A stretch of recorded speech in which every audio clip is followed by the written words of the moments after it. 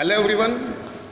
Today we are going to discuss the next part, actually the last part of our syllabus, and that is nothing but the applied branches of microbiology. So the next part is applied branches of microbiology. In microbiology we carry out the study of microorganisms. Microorganisms, they are found to be present everywhere in the environment. Organisms are present in the air, in the water, as well as in the soil. They are present inside the living things also. Okay, so microorganisms, as they are present everywhere, it is necessary to carry out their studies. Okay, these organisms, they have some beneficial activities, at the same time they are also having some harmful activities. They are used for many human being purposes, but they are also responsible for causing diseases in human as well as in other animals as well as plants too. That's why it is very necessary, it is very much important to carry out the study of such microorganisms. आणि याच मायक्रोऑर्गॅनिझमचा study आपण मायक्रोबायोलॉजीमध्ये करतो. पण जे organisms एअरमध्ये present आहेत त्यांचा study आपण air microbiology या ब्रांचमध्ये स्टडी करतो. म्हणजे आपण based upon the location of organisms means where they are found, ubiquitous आहेत ते सगळीकडं, पण ते एक्झॅक्टली कुठं बघायला मिळतं, त्यांचा हॅबिटेट कसा असतो, त्यांचं मोड ऑफ न्यूट्रिशन कसं असतं, याच्यानुसार आपण काय केलं की ब्रांचेस केल्यात मायक्रोबायोलॉजीच्या sub branches, and those are called as applied branches of microbiology. There are many branches like study of organisms in the air called air microbiology, then similarly study of organisms in water is called water microbiology or sewage microbiology, food microbiology. So let's study all those applied branches of microbiology in brief. आपण एकदम जास्त डिटेलमध्ये न जाता फक्त outlook बघणार आहे की प्रत्येक ब्रांच काय इम्पॉर्टंट असते आणि त्याच्यामध्ये एक्झॅक्टली कोणत्या प्रकारचा स्टडी आपण कॅरी करणार आहे. Okay, so let's start with the applied branches of microbiology. First branch that is the air microbiology. Okay, so air microbiology, organisms they are found in the air. एअरमध्ये organisms हे living फॉर्ममध्ये vegetative फॉर्ममध्ये असू शकतात किंवा ऑर्गॅनिझमचे स्पोरसुद्धा असू शकतात. फंगल स्पोरसुद्धा एअरमध्ये प्रेझेंट असतात. Most of the organisms they are transmitted from one source to another source through the air, and that's why it is necessary to study the organisms. Air मायक्रोबायोलॉजीमध्ये आपण काय स्टडी करतो की ऑर्गॅनिझम जे एअरमध्ये present आहेत, कोणते कोणते ऑर्गॅनिझम्स आहेत, त्यांचा नंबर किती आहे, पर्टिक्युलर लोकेशनमध्ये ऑर्गॅनिझमचा कोणत्या प्रकारचा ऑर्गॅनिझम बघायला मिळतो आणि त्यांची पॉप्युलेशन, या प्रकारचा स्टडी आपण एअर मायक्रोमध्ये करत असतो. Qualitative as well as quantitative study आपण करतो. Why to study air microbiology? And the purpose is because the organisms are transmitted from one source to another source through the air currents. Okay, आणि त्यामुळे काय की multiple diseases cause होतात. Example बघा आता, spread of diseases like tuberculosis, influenza, diphtheria किंवा plant fungal डिसीजेससुद्धा, कारण फंगल स्पोर्स जे असतात ते अशा प्रकारच्या म्हणजे एअरमधून ट्रान्समिट होतात. Okay, that's why it is very important to study organisms in the air. जेव्हा एखादा ट्युबरक्युलोसिस कसा ट्रान्समिट होतो एअरमधून, तर ऑर्गॅनिझम एखादा ह्युमन बिईंग आहे suppose who is suffering from tuberculosis, जेव्हा ते कफिंग आणि स्नेझिंग करतं किंवा टॉकिंग करत असतात, लाफिंग करत असतात, ते त्यावेळी त्यांच्या नेसल कॅव्हिटी किंवा माउथमधून ड्रॉपलेट्स बाहेर पडतात आणि ते ड्रॉपलेट्स एअरमधून काय होतात की दुसऱ्या सोर्समध्ये ट्रान्समिट होतात. म्हणजे अल्टिमेटली एअरमधून ऑर्गॅनिझम काय होतो, ट्रान्समिट होतो, आणि त्यामुळे मल्टिपल डिसीजेस कॉज होतात, ज्याला आपण काय म्हणतो airborne diseases. Okay, similarly organism एअरमधून ट्रान्समिट होतात आणि ते causes contamination and spoilage of food. एअरमधून एखादं समजा फूड ओपन आपण ठेवलं असेल, कुक्ड असेल किंवा रॉ फूड असेल, कुठलंही फूड असेल, त्याच्यामध्ये एअरमधून ऑर्गॅनिझम एंटर होतो आणि मग त्या काय होतं की फूड स्पॉइलेजसुद्धा होतं, कंटॅमिनेशन होतं फूडमध्ये. So organisms usually they transmit through air, they causes spoilage of food. They are also responsible for spread of diseases from one source to another, from one human being to another. Okay, and that's why study of microbes in the air is important to determine the preventive measures, because organisms they transmit from one source to another source through the air. आणि हे आपल्याला समजलं तर मग आपण preventive measures घेऊ शकतो. Example कोविड-19 सगळ्यांना माहिती आहे, आणि कोविड-19 हा एक कोरोना SARS-CoV-2 नावाच्या व्हायरसमुळे होतो. आणि हा व्हायरस कसा ट्रान्समिट होतो, तर ज्या पेशंटला कोविड-19 डिसीज झालेला आहे त्या पेशंटच्या कफिंग, स्नीझिंग किंवा टॉकिंगमधून ड्रॉपलेट्स बाहेर पडतात आणि ते ड्रॉपलेट्स दुसऱ्या ह्युमन बीइंगमध्ये जाऊन तिथं मग तो डिसीज एस्टॅब्लिश होतो. म्हणून आपण प्रिव्हेंटिव्ह मेजर काय घेतलेलं आहे, वी यूज मास्क, आपण सोशल डिस्टन्सिंग ठेवायला लागलो, we are suppose to use sanitisers and handwash. म्हणजे आपण जेवढे काही प्रिव्हेंटिव्ह मेजर्स आहेत ते आपण सगळे फॉलो करतो. आपल्याला हे कधी समजलं, जेव्हा हा कोविड-19 एअरमधून ट्रान्समिट होतं हे आपल्याला जेव्हा समजलं तेव्हा आपण मास्क यूज करायला लागलो, सोशल डिस्टन्सिंग ठेवायला लागलो. म्हणजेच काय की प्रिव्हेंटिव्ह मेजर्स काय असतात ते डिसाईड करण्यासाठी we should know that organism they are transmitted from air or not. एअरमधून ट्रान्समिट होतो आपण त्या अकॉर्डिंगलीच प्रिव्हेंटिव्ह मेजर्स घेणार असतो. So overall in the field of air microbiology we study the organisms in the air. Qualitative study म्हणजे कोणते organisms आहेत, क्वांटिटेटिव्ह स्टडी म्हणजे किती ऑर्गॅनिझम्स आहेत, हे सगळं आपण स्टडी करतो. आणि हे सगळं स्टडी का करायचं, because organisms they gets transmitted through air, ते causes spoilage of food as well as they causes multiple human, plant and animal diseases. आणि त्याच्या प्रिव्हेंटिव्ह मेजर्स डिसाईड करण्यासाठी air microbiology is studied. Okay, so this is the first branch. Likewise, second branch, and that is the water microbiology. We all know that water is very much important, necessary for life form, for existence and for survival. Water is important. So, but water नुसतं असं नाही water, तर it is very important to have purified water. Water purify असावं लागतं because organisms हे वॉटरमध्ये सुद्धा असतात. सोसायटीचं water असेल, कम्युनिटीमधून जे डिस्चार्ज झालेले सिवेज असेल, इंडस्ट्रीमधून जे एफ्लुएंट बाहेर निघतं, हे सगळं कुठं जातं, it is discharge in to the natural water resources. आणि मग ते नॅचरल वॉटर, त्या वॉटरची क्वालिटी, त्याचे कॅरेक्टर सगळे चेंज होतात and such water becomes non potable. ते वॉटर आपण ड्रिंक करू शकत नाही, त्यामुळे प्युरिफाय करायला लागतं वॉटर. मग वॉटरमध्ये कोणत्या प्रकारचे ऑर्गॅनिझम्स आहेत, अगेन कोणते ऑर्गॅनिझम्स आहेत, त्यासाठी आपण काही टेस्ट परफॉर्म करतो, त्यांचा नंबर किती आहे त्यासाठी काही टेस्ट परफॉर्म करतो, त्याला आपण काय म्हणतो, वॉटर मायक्रोबायोलॉजी. एकदा आपल्याला समजलं की ऑर्गॅनिझम्स खूप जास्त आहेत आणि पॅथोजेनिक ऑर्गॅनिझम्ससुद्धा आहेत, that time purification is necessary. आणि मग हे प्युरिफिकेशन मोस्ट कॉमनली कोण करतं, तर municipal water purification systems. They carry out the characterization of water, waterचे characters determine करतात and then they treat the water in order to provide good quality water to the society.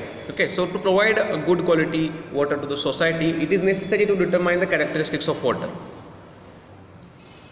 Okay, मग त्यासाठी आपण काय करतो, characters determine करण्यासाठी microbial examination of water. Microbial examination म्हणजे काही taste असतात की जे आपण परफॉर्म करतो, लाईक मोस्ट प्रोबॅबल नंबर ही एक टेस्ट आहे की ज्यामध्ये बॅक्टेरियाचा नंबर समजतो, कोलिफॉर्म बॅक्टेरियाचा नंबर समजतो आपल्याला वॉटरमध्ये. सिमिलरली SPC मेथड आहे, स्टँडर्ड प्लेट काउंट, की ज्यामध्ये ऑर्गॅनिझमचा नंबर आपल्याला समजतो. परत तो ऑर्गॅनिझम कोलिफॉर्म आहे की नाही आहे, इंटेस्टिनल आहे की नाही आहे हे समजण्यासाठी आपल्याला इम्विक टेस्ट आहे, indole, methyl red, Voges Proskauer, citrate test, IMViC test आहे. म्हणजे या सगळ्या टेस्ट मायक्रोबायोलॉजिकल एक्झामिनेशन ऑफ वॉटरसाठी यूज केले जातात. वॉटरचं कॅरेक्टर का डिटरमाइन करायचं, प्युरिफाईड वॉटरच का, त्याचं रिझन आहे many diseases are transmitted through water. Many diseases, some of the examples are listed here, like cholera disease or typhoid disease. Cholera it is cause by Vibrio cholerae, typhoid is cause by Salmonella typhi. आणि हे जे organisms आहेत हे कुठं असतात, तर वॉटरमध्ये. मग वॉटरमध्ये जातात कसे, suppose there is a person who is suffering from cholera आणि त्या पर्सनचं जे फेसस आहे, if suppose that faeces enters in to the natural water, ultimately त्याचा मिनिंग असा की ऑर्गॅनिझम त्या पेशंटमधून वॉटरमध्ये एंटर झालं. आणि असं वॉटर जर प्रॉपर ट्रीटिंग नाही केलं, त्याला ट्रीटमेंट नाही दिली आणि ते वॉटर जर सोसायटीमध्ये, कम्युनिटीमध्ये कंझ्युम केलं गेलं तर आउटब्रेक होऊ शकतो. अनेक लोकांना कॉलेरा डिसीज होऊ शकतो, लाईकवाईज सिमिलरली टायफॉईडसुद्धा होऊ शकतो, अनेक डिसीजेस होऊ शकतात, कारण वॉटरमधून large number of organisms they are transmitted. Okay, so water microbiology is also very much important. Water मायक्रोशी रिलेटेडच नेक्स्ट ब्रांच आहे, that is sewage microbiology. Sewage microbiology. आता सिवेज म्हणजे काय, तर sewage is used water of community. Community म्हणजे कम्युनिटीमध्ये जे वॉटर, हाऊसहोल्ड जे घरगुती जे वॉटर असतं ते डिस्चार्ज केलं जातं. डिफरंट आपलं जे गटार असतात किंवा सिवेज वॉटर कॅनल असतात ते सगळं काय करतात, वॉटर कलेक्ट करतात कम्युनिटीमधून आणि मग ते वॉटर एका ठिकाणी कलेक्ट करून फायनली नॅचरल वॉटरमध्ये, म्हणजे नदी असेल किंवा इतर लेक्स, तलाव असतील, त्याच्यामध्ये ते डिस्चार्ज केलं जातं. So what is sewage? Sewage means it is an used water of community. It involves many chemicals as well as harmful micro organisms. सिवेजमध्ये काही प्रमाणात इंडस्ट्रियल वेस्टसुद्धा मिक्स होऊ शकतं, किंवा सिवेजमध्ये जे डोमेस्टिक वेस्ट आहे, आपण जे घरगुती यूज करतो ते वेस्ट आहे, ते वेस्टसुद्धा त्याच्यामध्ये वेस्ट वॉटर मिक्स झालेलं असतं. त्यामुळे डिफरंट केमिकल्स असतात. आणि जसं मगाशी मी सांगितलं की समजा कम्युनिटीमध्ये एखाद्या पर्सनला कॉलरा डिसीज असेल किंवा टायफॉईड असेल, तर त्याच्या फिससमधून तो ऑर्गॅनिझम वॉटरमध्ये एंटर होतो आणि ते वॉटर सिवेजच्या फॉर्ममध्ये रिलीज केलं जातं.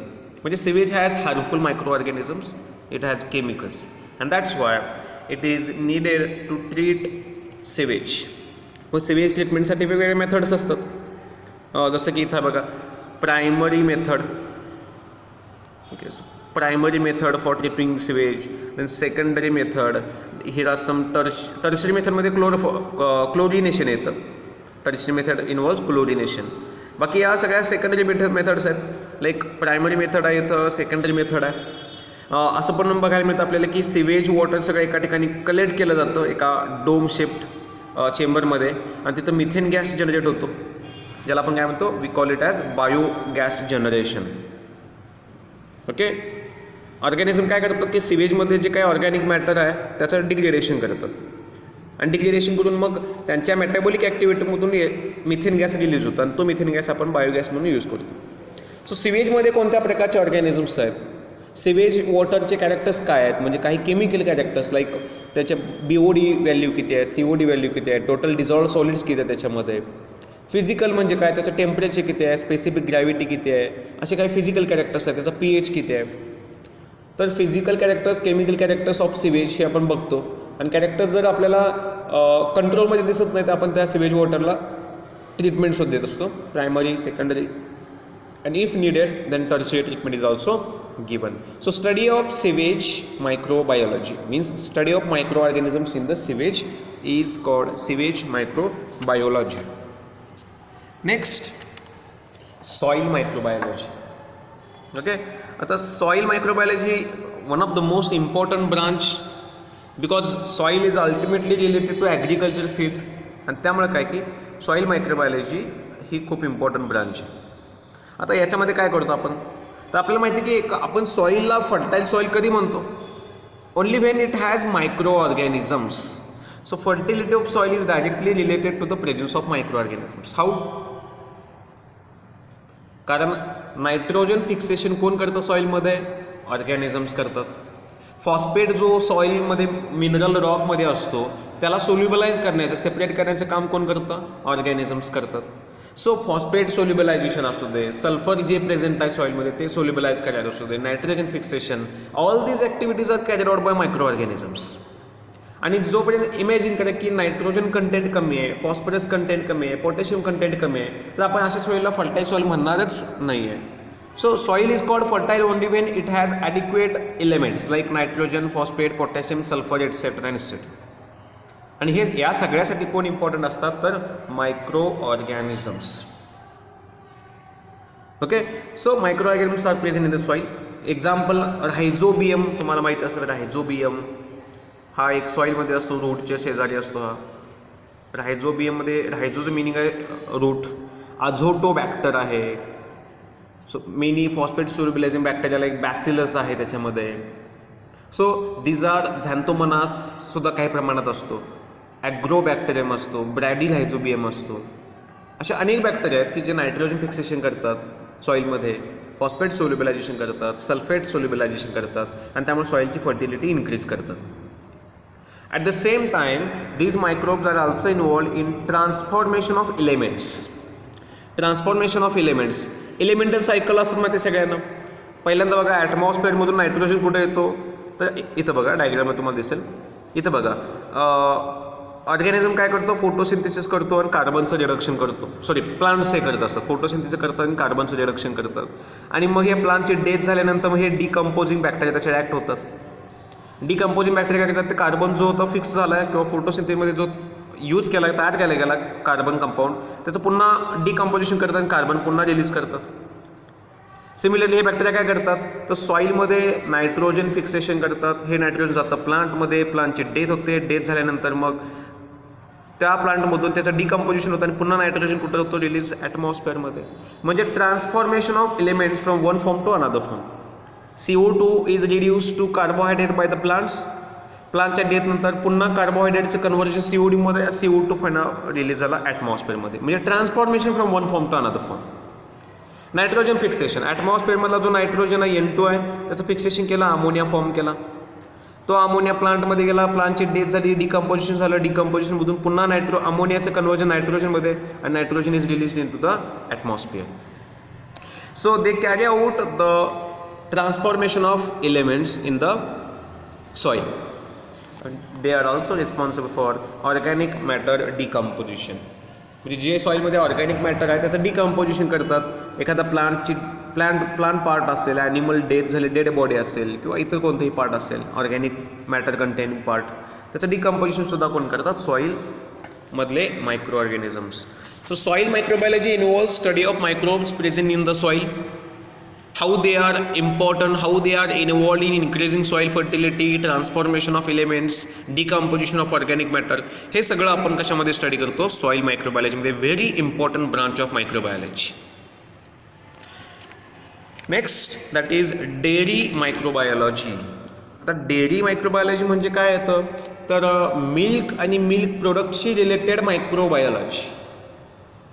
डेअरी इंडस्ट्रीमध्ये मायक्रो ऑर्गॅनिम्स यूज केले जातात.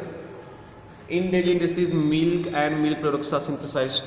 म्हणजे मिल्क प्रोसेस केलं जातं, मिल्क प्रोडक्ट्स सिंथेसाइज केलं जातं, प्रोड्यूस केले जातात. We all know that milk is suppose to be complete food. का मिल्कला आपण कम्प्लीट फूड का म्हणतो? Because it contains sugar, lactose sugar असते त्याच्यामध्ये, प्रोटीन्स असतात, केसिन प्रोटीन आहे, काही मायनर प्रोटीन्ससुद्धा असतात त्याच्यामध्ये. It contains vitamins, it contains minerals.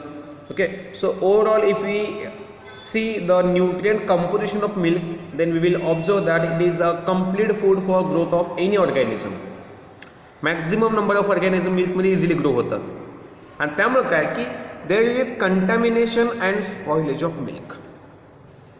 कारण मिल्कमध्ये सगळ्या प्रकारचे त्यांना न्यूट्रिएंट्स अवेलेबल होतात, इझिली अवेलेबल होतात. त्यामुळे मिल्कमध्ये सगळ्यात जास्त स्पॉइलेज बघायला मिळतं. मिल्क हे लवकर खराब होणार प्रोडक्ट आहे की फूड आहे. का? कारण त्याच्यामध्ये ऑर्गॅनिझम ग्रो होतो आणि एकदा ऑर्गॅनिझम ग्रो झाला की ऑर्गॅनिझम काय करतो, मिल्कची जी क्वालिटी आहे त्याचे जे कॅरेक्टर्स आहेत ते चेंज करतो. एक्झाम्पल एक कॅरेक्टर सांगतो मी. तर मिल्क हे साधारण व्हाईटिश टू पेल कलरचं असतं आणि जेव्हा त्याच्यामध्ये ऑर्गॅनिझम बॅक्टेरिया ग्रो होतात त्यावेळी मिल्कचा कलर हा येलोविश व्हायला लागतो. का? कारण organism different metabolic products like acid आणि अदर प्रोडक्ट्स तयार करतात आणि त्यामुळे मिल्कची जी क्वालिटी आहे, अपीअरन्स आहे तो चेंज होतो. आणि जेव्हा त्याचा अपीअरन्स चेंज होतो त्याला आपण काय म्हणतो, स्पॉइलेज म्हणत असतो. सो ऑर्गॅनिझम्स दे कॅरी आउट स्पॉइलेज. आणि मग स्पॉइलेज जर करत असतील तर आपल्याला त्या मिल्कमध्ये कोणत्या प्रकारचे ऑर्गॅनिझम ग्रो होतात, किती नंबर ऑर्गॅनिझमचा असतो, किती असावा, आणि मग ऑर्गॅनिझमचा नंबर रिड्यूस कसा करावा. लाईक आपण पाश्चरायझेशन करतो मिल्कचं, हे कधी आपल्याला समजतं की कोणत्या प्रकारचे ऑर्गॅनिझम्स आहेत, त्यांना कोणत्या प्रकारची ट्रीटमेंट द्यायला लागते. हे सगळं डिसाईड करण्यासाठी मिल्क मायक्रोबायोलॉजी किंवा dairy microbiology is very important. Some milk borne diseases are also there. म्हणजे मिल्कमधून ट्रान्समिट होणारे डिसीजेस म्हणजे एक्झाम्पल मास्टायटिस. मास्टायटिस हा स्टॅफिलोकोकसमुळे होतो. जेव्हा एखादा ॲनिमल आहे ज्याचं आपण मिल्किंग करतो त्या ॲनिमलच्या मेमरी ग्लँडला स्टॅफिलोकोकसचं इन्फेक्शन झालेलं असतं आणि जेव्हा मिल्किंग केलं जातं तेव्हा त्या मिल्कमध्ये स्टॅफिलोकोकस ऑरियस एंटर होतो आणि असं मिल्क जर कंझ्युम केलं तर मग अशा प्रकारे मास्टायटिस डिसीज ट्रान्समिट होऊ शकतो. मिल्कमॅनचे जे हात आहेत त्या हातांच्यावर हँड सरफेसवर काही लिजेस डेव्हलप होतात because of growth of staphylococcus. कारण हा एक ऑपॉर्च्युनिस्टिक पॅथोजन आहे. त्यामुळे काही मिल्क बॉर्न डिसीजेस होतात, ट्रान्समिट होतात मिल्कमधून. मग त्यांचं प्रिव्हेन्शनसुद्धा आपल्याला स्टडी करण्यासाठी milk microbiology is very important. Similarly it is also necessary to study the preservation of milk, how milk can be preserved for long time. आता आपण नेहमी काय करतो की दूध आणल्यानंतर, मिल्क आणल्यानंतर आपण त्याला बॉईल करतो. म्हणजे काय ती प्रॅक्टिस आहे, कॉमन प्रॅक्टिस आहे. कशासाठी? To reduce the number of micro organisms in the milk. ऑर्गॅनिझमचा नंबर रिड्यूस करतो आपण किंवा कम्प्लिटली रिमूव्ह करतो ऑर्गॅनिझम्स, त्यांना किल करतो आणि त्यामुळे मिल्क आपण प्रिझर्व करू शकतो for longer time. Likewise, many organisms are used to produce curd, cheese, butter, हे सगळे प्रोडक्ट्स तयार करण्यासाठी आपण ऑर्गॅनिझम्स यूज करतो, ज्याला आपण मिल्क प्रोडक्ट्स म्हणतो. आणि या सगळ्याचा स्टडी म्हणजे काय तर डेअरी और milk microbiology. Next branch of microbiology is the food microbiology. Okay, food microbiology. Now food microbiology, it involves, because organisms they are used to produce different food products. काही microbes आपण use करतो, like it is use to produce idli, cheese, butter, curd, yoghurt, हे जे सगळे product आहेत, milk products असतील किंवा other products आहेत जे सगळे फूड प्रोडक्ट म्हणून आपण यूज करतो. या फूड प्रोडक्टमध्ये ऑर्गॅनिझमचा यूज केला जातो. जसं आपण म्हणतो बघा, एक फर्मेंटेशन करतो आपण घरीसुद्धा, आंबवण्याचे प्रोसेस म्हणतो आपण ज्याला. सो फर्मेंटेशन करून आपण डिफरंट प्रोडक्ट्स तयार करतो. मग त्याच्यामध्ये कोण यूज करतो? आपण मायक्रो ऑर्गॅनिझमचा यूज करतो. इडली प्रोडक्शनसाठी म्हणा, चीजसाठी, बटर प्रोडक्शनसाठी, योगर्ट प्रोडक्शनसाठी, कर्ड प्रोडक्शनसाठी we make the use of microbes. So microbes are used for production of food products. Okay, because the organisms they have the ability to utilize the substrate and convert it into the food product. आपण ऑर्गॅनिझमला sugar दिली किंवा एखादा casein milk दिलं तर milk हा काय झाला, हा सबस्ट्रेट झाला. मिल्कपासून ते चीज प्रोड्यूस करतात, मिल्कपासून ते बटर प्रोड्यूस करतात. सो सबस्ट्रेट काय झाला, मिल्क झाला. त्या मिल्कचं फर्मेंटेशन करतात. मिल्कमध्ये जे शुगर आहे लॅक्टोज, ते लॅक्टोज युटिलाइज करून ते ऑर्गॅनिझम ग्रो होतात आणि त्यांच्या मेटाबॉलिक प्रोसेसमधून आपल्याला चीज प्रोडक्शन झालेलं दिसतं. So organisms are capable of carrying the fermentation process, आणि त्यातून काही आपल्या प्रमाणात ऑर्गॅनिझम्सच्या मेटाबॉलिक प्रोडक्ट म्हणून आपण डिफरंट फूड प्रोडक्ट्स ऑब्टेन करतो. सिमिलरली फूडमध्ये आता नुसतं ऑर्गॅनिझम फूड प्रोडक्ट्स प्रोड्यूस करण्यासाठी यूज करतात असं नाही, पण काही हार्मफुल ॲक्टिव्हिटीजसुद्धा आहेत फूडमध्ये. जसं की organisms they changes the quality of food. जसं सांगितलं मग असे की फूडचं कॅरेक्टर चेंज झालं म्हणजे ओव्हरऑल त्याचे अपीअरन्स झाला, टेस्ट, फ्लेवर, ऑर्डर, हे सगळे कॅरेक्टर जर चेंज झाले तर त्याला आपण स्पॉइलेज म्हणतो. सो जसं आपण ऑर्गॅनिझम फूड प्रोडक्टसाठी यूज करतो, similarly organisms they are also responsible for spoilage of food. Okay, many foodborne diseases are also transmitted. फूडमधून ट्रान्समिट होणारे मेनी असे बरेच डिसीजेस आहेत. एक्झाम्पल साल्मोनेलासिस. साल्मोनेलासिस हे एक फूड पॉयझनिंग आहे, ते साल्मोनेलाच्या स्पेसिसमुळे होतं. आणि हा कसा ट्रान्समिट होतो? Through food. म्हणजे वॉटर आहे, समजा एखादं कंटॅमिनेट वॉटर आहे, त्या वॉटरपासून जर फूड तयार केलं असेल आणि ते प्रॉपर कुकिंग नाही केलं तर त्या वॉटरमधून ऑर्गॅनिझम फूडमध्ये जातो आणि त्या फूडमधून तो ऑर्गॅनिझम ट्रान्समिट होतो. अशा अनेक फंगल आणि बॅक्टेरियल डिसीजेस फूडमधून ट्रान्समिट होतात, ज्याला फूडबॉर्न डिसीजेस म्हणतो आपण. Okay, similarly organisms are use to preserve the food products. आपण ऑर्गॅनिझम यूज करून काही प्रोडक्ट्स तयार ऑब्टेन करतो, लाईक विनेगार. आणि विनेगार यूज करतो कशासाठी? आपण for preservation of food.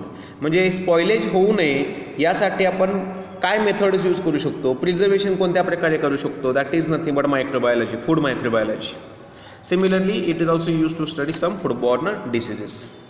So organisms in food, their usefulness in production of food, their role in spoilage of food, then how to preserve the food and how to prevent foodborne diseases. This can be studied by using in the field of microbiology called as food microbiology. Next, industrial microbiology. आता food मायक्रोशी रिलेटेडच आहे industrial microbiology. इथं काय आहे तर micro organisms are used for large scale production of products. Organism use करून आपण काही प्रोडक्ट्स ऑब्टेन करतो, like we obtain antibiotics. Like penicillin नावाचा अँटीबायोटिक कोण प्रोड्यूस करतो? Penicillium fungus. Streptomycin is produced by streptomyces griseus. Bacitracin is produced by bacillus species.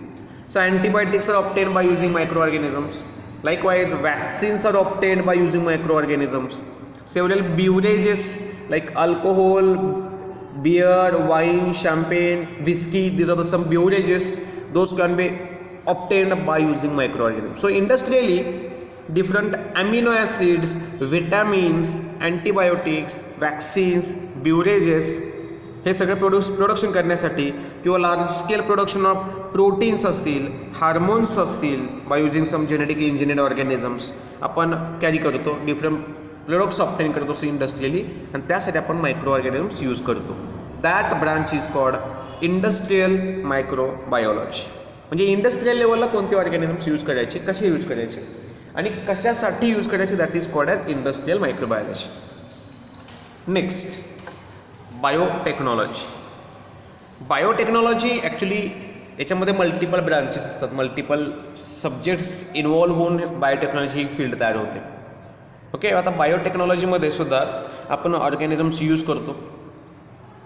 What is biotechnology किंवा बायोटेक्नॉलॉजीमध्ये काय असतं, तर technical application that uses biological system. म्हणजे biological system म्हणजे काय, microorganisms, living things. Organisms are used along with technical application म्हणजे technology to make or modify the product of process. एखादा प्रोडक्ट तयार करण्यासाठी जेव्हा आपण टेक्नॉलॉजी आणि मायक्रो ऑर्गॅनिझम दोन्ही यूज करतो.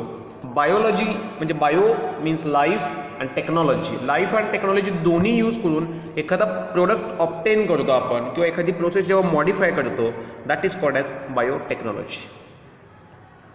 बायोटेक्नॉलॉजीमध्ये सुद्धा आपण मल्टिपल ऑर्गॅनिझम्स यूज करतो. म्हणजे एक्झाम्पलला तुम्हाला एक सिम्पल एक्झाम्पल सांगतो. ह्युमन इन्सुलिन जो हार्मोन आहे, डायबेटिक पेशंटमध्ये इन्सुलिनची गरज असते. ओके, मग इन्सुलिन प्रोडक्शन कसं केलं जातं, तर ह्युमन जो इन्सुलिन प्रोड्युसिंग जीन आहे, तो gene by genetic engineering technique बॅक्टेरियामध्ये इंट्रोड्यूस केला जातो, की बॅक्टेरियल प्लाझमिडमध्ये इंट्रोड्यूस केला जातो, आणि शेवटी मग तो पुन्हा कोला नावाच्या बॅक्टेरियामध्ये इंट्रोड्यूस केला जातो, ज्याला आपण जेनेटिक इंजिनिअरिंग किंवा रिकॉम्बिनंट DNA टेक्नॉलॉजी म्हणतो. वेक्टर म्हणून आपण इथं प्लाझमिड किंवा बॅक्टेरिया, कधी कधी आपण ईस्टसुद्धा यूज करतो, ईस्ट क्रोमोझोम यूज करतो, आणि मग तो जीन कोलामध्ये इंट्रोड्यूस केला. एका कोलाचे 2 कोला होण्यासाठी 15 ते 20 मिनटं लागतात.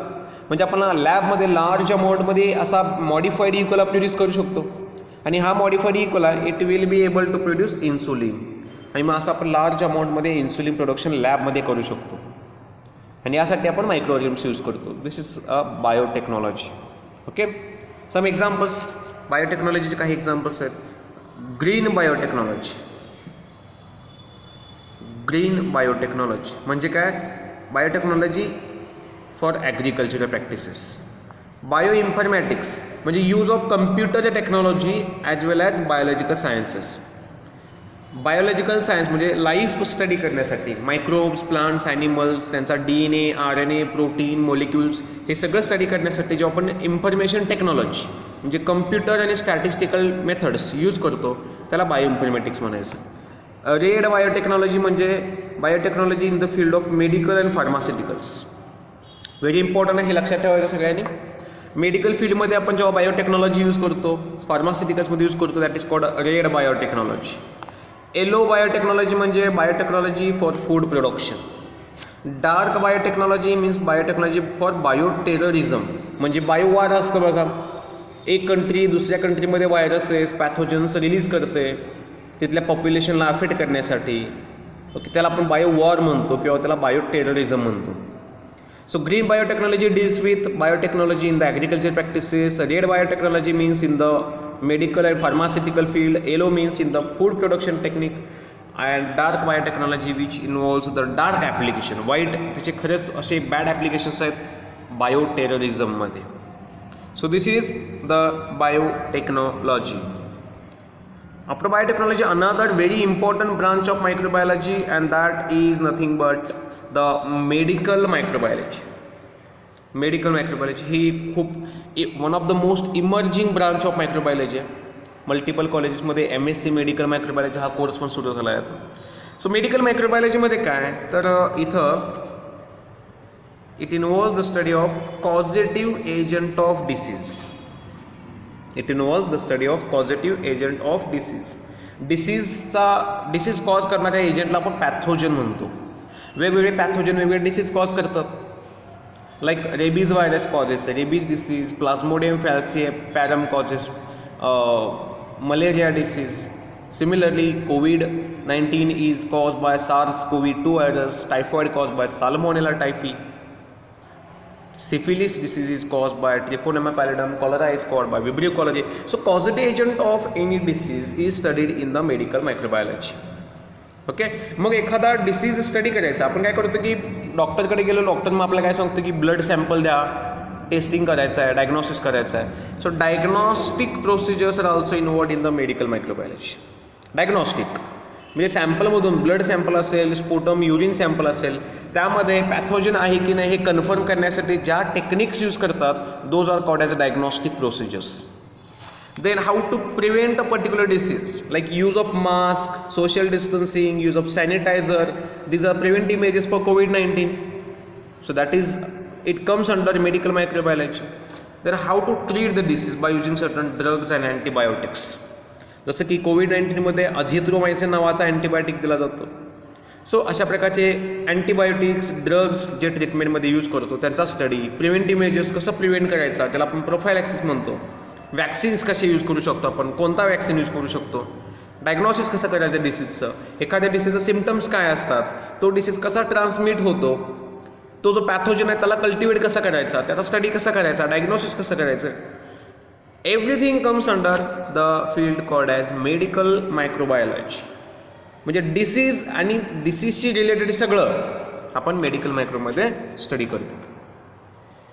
Okay, then next I think final last branch of microbiology, that is last branch की जे आपल्या सिलेबसमध्ये आहे, असं नाही की लास्ट म्हणजे ही शेवटची ब्रँच आहे. Geo microbiology.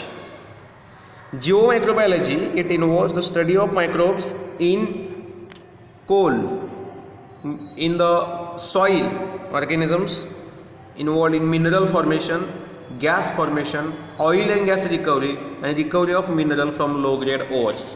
म्हणजे काय की रॉक जे असतं, जसं की मायनिंग असतं बघा, खाणकाम म्हणतो आपण, त्या माइन्समधून मेटल्स आपण ऑप्टेन करतो आणि मेटल ऑप्टेन करण्यासाठी आपण मायक्रोब्स यूज करतो, ज्याला बायोलिचिंग म्हणतो आपण.